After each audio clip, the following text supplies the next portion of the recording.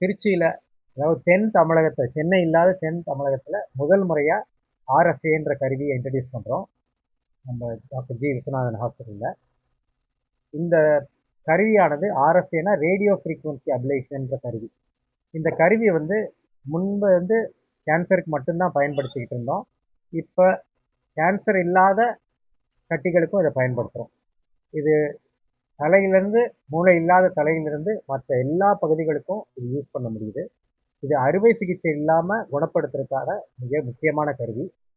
இது மஞ்சக்காமலை, மற்றபடி நுரையீரலில் இருக்கிற புற்றுநோய்கள், இறைப்பையில் இருக்கக்கூடிய புற்றுநோய், பரவி லிவரில் வர்ற புற்றுநோய்கள், அதே மாதிரி இஎன்டியில் குரட்டை சம்மந்தப்பட்டது, தைராய்டு நோய்களுக்கு, இதெல்லாம் அறுவை சிகிச்சை இல்லாமையே குணப்படுத்துறதுக்கான ஒரு அரிய வகை கருவி. இந்த கருவியானது வெளிநாட்டில் கொரியாலேருந்து இதை இம்போர்ட் பண்ணியிருக்கோம். ஃபர்ஸ்ட் டைமாக சவுத் தமிழ்நாடு டெல்டா ரீஜனில் இதை இன்ட்ரடியூஸ் பண்ணுறோம்.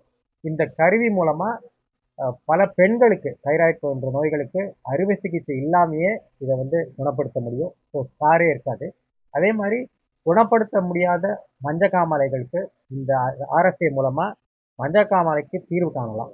இது ஒரு அரியவகை கருவி. வலி, முக்கியமாக எலும்பில் பரவக்கூடிய வலிகளுக்கு இந்த ஆர்எஃப்ஏ மூலமாக ட்ரீட்மெண்ட் கொடுக்க முடியுது. இது ஃபர்ஸ்ட் டைமாக இன்ட்ரடியூஸ் பண்ணுறதுனால மிக மகிழ்ச்சி அடைகிறேன். கவர்மெண்ட் ஸ்கீமில் இப்போதைக்கு இல்லை இந்த ரேடியோ ஃப்ரீக்வன்சி அப்ளேஷன். இன்னும் கொஞ்ச நாளில் வந்துடும்னு நான் எதிர்பார்க்குறோம்.